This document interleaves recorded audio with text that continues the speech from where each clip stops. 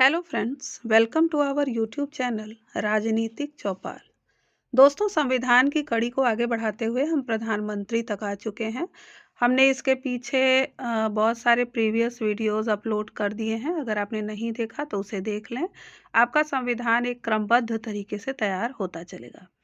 चलिए दोस्तों, शुरू करते हैं हमारा आज का क्वेश्चन। पहला प्रश्न, निम्नलिखित कथनों पर विचार कीजिए। पहला, राष्ट्रपति प्रधानमंत्री को शपथ दिलाते हैं, शब्दावली का प्रयोग संविधान में किया गया है। दूसरा, प्रधानमंत्री मंत्री के रूप में ही पद और गोपनीयता की शपथ लेते हैं। उपर्युक्त कथनों में से सत्य कथन का चयन कीजिए। केवल एक सही है, केवल दो सही है, एक और दो दोनों सही हैं, या दोनों गलत हैं। तो दोस्तों, इसका सही जवाब है ऑप्शन बी, केवल दो सही है। दोस्तों, ये शब्दावली संविधान में प्रयोग नहीं की गई है कि राष्ट्रपति प्रधानमंत्री को शपथ दिलाते हैं।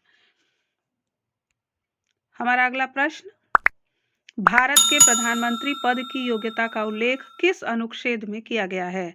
अनुच्छेद 74, अनुच्छेद 75, अनुच्छेद 76 या संविधान में कहीं नहीं किया गया है।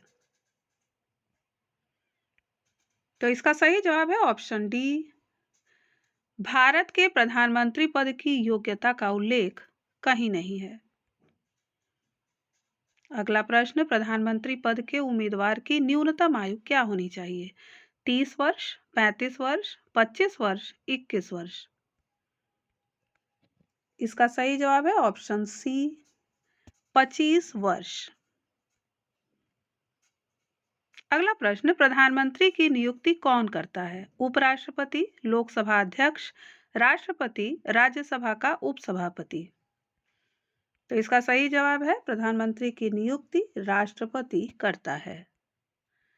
अगला प्रश्न, भारत के प्रधानमंत्री का पद है परंपरा पर आधारित, संसद द्वारा सृजित, राष्ट्रपति द्वारा सृजित या संविधान द्वारा सृजित। तो दोस्तों, इसका जवाब है ऑप्शन डी, संविधान द्वारा सृजित। अगला प्रश्न, यदि भारत का प्रधानमंत्री राज्यसभा का सदस्य है तो अविश्वास प्रस्ताव की स्थिति में वह अपने पक्ष में मत नहीं दे पाएगा। उसे 6 महीने के भीतर लोकसभा का सदस्य बनना होगा। वह लोकसभा में बजट पर नहीं बोल सकेगा। वह केवल राज्यसभा में वक्तव्य दे सकेगा। तो इसका सही जवाब है ऑप्शन ए, अविश्वास प्रस्ताव की स्थिति में वह अपने पक्ष में मत नहीं दे पाएगा। अगला प्रश्न, नियुक्ति के समय कौन सा प्रधानमंत्री संसद के किसी भी सदन का सदस्य नहीं था? मोरारजी देसाई, पीवी नरसिम्हा राव, राजीव गांधी या वीपी सिंह। तो इसका सही जवाब है option B, PV Narasimha Rao. अगला प्रश्न, भारत में कोई व्यक्ति प्रधानमंत्री के पद पर कितनी बार नियुक्त हो सकता है? केवल एक बार, केवल 2 बार, केवल 3 बार या कोई सीमा नहीं है। इसका सही जवाब है ऑप्शन डी, कोई सीमा नहीं है, क्योंकि कोई भी व्यक्ति प्रधानमंत्री के पद पर कितनी भी बार नियुक्त हो सकता है। अगला प्रश्न, अभी तक पद पर रहते हुए कितने प्रधानमंत्री की मृत्यु हुई है? 1, 2, 3 या किसी की नहीं। तो इसका सही जवाब है दोस्तों ऑप्शन सी, 3, क्योंकि जवाहरलाल नेहरू, लाल बहादुर शास्त्री और इंदिरा गांधी, इनकी मृत्यु पद पर रहते हुए हुई है। अगला प्रश्न, निम्नलिखित में से कौन सबसे अधिक उम्र में प्रधानमंत्री बने? मोरारजी देसाई, पीवी नरसिम्हा राव, एच.डी. देवगौड़ा या चंद्रशेखर। इसका सही जवाब है ऑप्शन ए, मोरारजी देसाई। अगला प्रश्न, प्रधानमंत्री पद से त्यागपत्र देने वाले प्रथम प्रधानमंत्री कौन थे? मोरारजी देसाई, इंदिरा गांधी, जवाहरलाल नेहरू, अटल बिहारी वाजपेयी। तो इसका सही जवाब है ऑप्शन ए, मोरारजी देसाई। अगला प्रश्न, निम्नलिखित में से कौन से प्रधानमंत्री अविश्वास प्रस्ताव में पराजित हुए? मोरारजी देसाई, एच.डी. देवगौड़ा, अटल बिहारी वाजपेयी, विश्वनाथ प्रताप सिंह। नीचे दिए गए कूट का प्रयोग कर सही उत्तर दीजिए। 1 और 2, 2 और 3, 2, 3 और 4, 3 और 4। तो दोस्तों, ये जो एच.डी. देवगौड़ा, अटल बिहारी वाजपेयी और विश्वनाथ प्रताप सिंह, ये तीनों ही अविश्वास प्रस्ताव में पराजित हुए थे, इसलिए इसका ऑप्शन हुआ ऑप्शन सी, 2, 3 और 4। अगला प्रश्न, प्रधानमंत्री पद ग्रहण करते समय कौन विधानसभा के सदस्य थे? विश्वनाथ प्रताप सिंह, मोरारजी देसाई, एच.डी. देवगौड़ा, राजीव गांधी। तो दोस्तों ये जो एच.डी. देवगौड़ा थे ये प्रधानमंत्री पद ग्रहण करते समय विधानसभा के सदस्य थे। अगला प्रश्न, पहला अविश्वास प्रस्ताव किसके खिलाफ लाया गया था? पंडित जवाहरलाल नेहरू, इंदिरा गांधी, अटल बिहारी वाजपेयी या मोरारजी देसाई? तो इसका सही जवाब है पंडित जवाहरलाल नेहरू। अगला प्रश्न, जवाहरलाल नेहरू के निधन के बाद किसने प्रधानमंत्री का पद धारण किया था? लाल बहादुर शास्त्री, वी गिरी, गुलजारी लाल नंदा, इंदिरा गांधी। तो इसका सही जवाब है गुलजारी लाल नंदा। दोस्तों इन्होंने कार्यवाहक प्रधानमंत्री का पद धारण किया था। अगला प्रश्न, निम्नलिखित में से किस प्रधानमंत्री की मृत्यु भारत से बाहर हुई थी? जवाहरलाल नेहरू, लाल बहादुर शास्त्री, इंदिरा गांधी, मोरारजी देसाई। तो इसका सही जवाब है लाल बहादुर शास्त्री। अगला प्रश्न, वह कौन से प्रधानमंत्री थे जिन्होंने संसद सत्र में उपस्थित हुए बिना ही त्यागपत्र दे दिया था? V Giri, HD. देवगौड़ा, चौधरी चरण सिंह, अटल बिहारी वाजपेयी। तो इसका सही जवाब है चौधरी चरण सिंह। अगला प्रश्न, निम्नलिखित में से किसने 2 बार कार्यकारी प्रधानमंत्री के रूप में पद ग्रहण किया? वी गिरी, गुलजारी लाल नंदा, के कामराज, सरदार वल्लभ भाई पटेल। तो इसका सही जवाब है गुलजारी लाल नंदा। इन्होंने 2 बार कार्यकारी प्रधानमंत्री के रूप में पद ग्रहण किया था। अगला प्रश्न, किस अनुच्छेद में यह वर्णित है कि प्रधानमंत्री की नियुक्ति राष्ट्रपति करेगा? अनुच्छेद 74, अनुच्छेद 75, अनुच्छेद 76 या अनुच्छेद 77? तो इसका सही जवाब है अनुच्छेद 75, जिसमें कहा गया है कि प्रधानमंत्री की नियुक्ति राष्ट्रपति करेगा।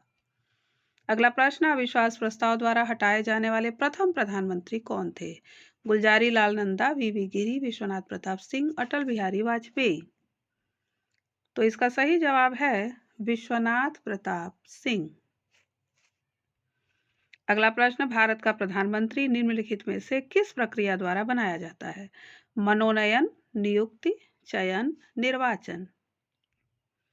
तो इसका सही जवाब है ऑप्शन बी, नियुक्ति, क्योंकि प्रधानमंत्री की नियुक्ति राष्ट्रपति के द्वारा होती है।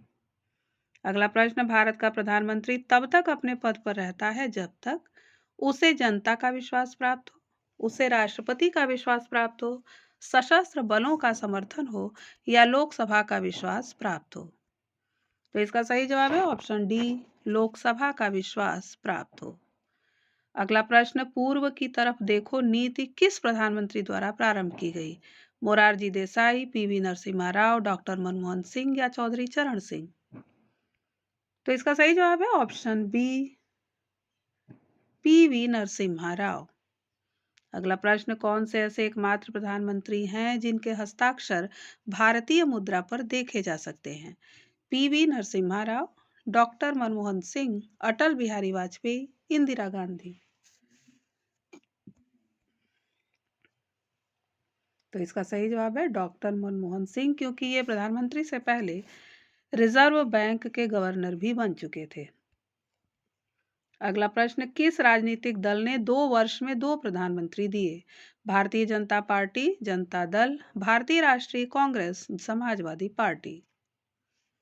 तो इसका सही जवाब है दोस्तों जनता दल, क्योंकि इसने विश्वनाथ प्रताप सिंह और चंद्रशेखर के रूप में 2 प्रधानमंत्री दिए थे।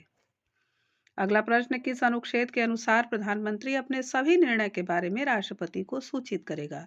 अनुच्छेद 75, अनुच्छेद 76, अनुच्छेद 77 या अनुच्छेद 78? तो इसका सही जवाब है ऑप्शन डी, अनुच्छेद 78। अगला प्रश्न, निम्नलिखित प्रधानमंत्री को उनके कार्यकाल के आधार पर क्रमबद्ध करिए। VP Singh, HD. Deve Gowda, IK. Gujral, Charan Singh, Chandrashekhar.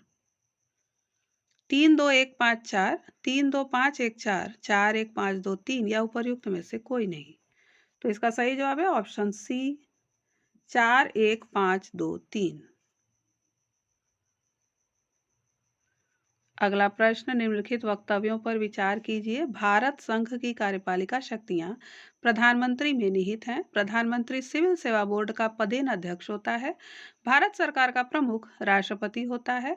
उपर्युक्त वक्तव्य में से कौन सा सही है? केवल एक, केवल दो, एक, दो, तीन और उपर्युक्त में से कोई नहीं। तो दोस्तों, ये जो हमारे ऑप्शन दिए हैं कि भारत संघ की कार्यपालिका शक्तियां प्रधानमंत्री में निहित है, ये गलत है, क्योंकि भारत संघ की कार्यपालिका शक्तियां राष्ट्रपति में निहित होती हैं।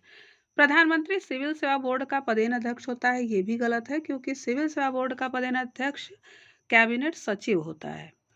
तीसरा, भारत सरकार का प्रमुख राष्ट्रपति होता है, ये भी गलत है, क्योंकि भारत सरकार का प्रमुख प्रधानमंत्री होता है। इसलिए हमारा ऑप्शन डी, उपर्युक्त में से कोई नहीं।